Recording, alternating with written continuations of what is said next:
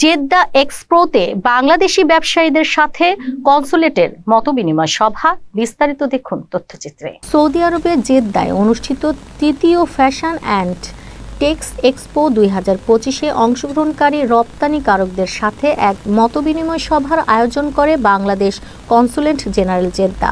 এই সভায় মধ্যপ্রাচ্যের বিপুল সম্ভাবনাময় বাজারে বাংলাদেশের পোশাক রপ্তানি সম্প্রসারণের কৌশল বিষয়ে আলোচনা করা হয়।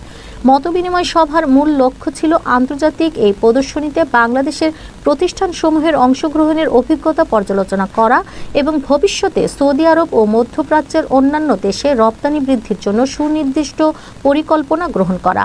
এবছর এক্সপোতে অংশগ্রহণকারী প্রতিষ্ঠানগুলোর মধ্যে রয়েছে বাদন fashion limited, Faria knit tex limited, infinite outfit limited, আরাবি ফ্যাশন লিমিটেড ইত্যাদি।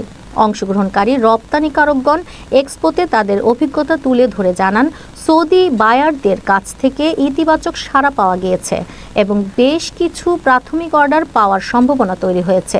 বিশেষ করে বাংলাদেশি পণ্যের গুণগত মান এবং ডিজাইনের বৈচিত্র্য সৌদি আরবের উপযোগী হওয়ায় তারা দারুণ উচ্ছ্বাস প্রকাশ করেন।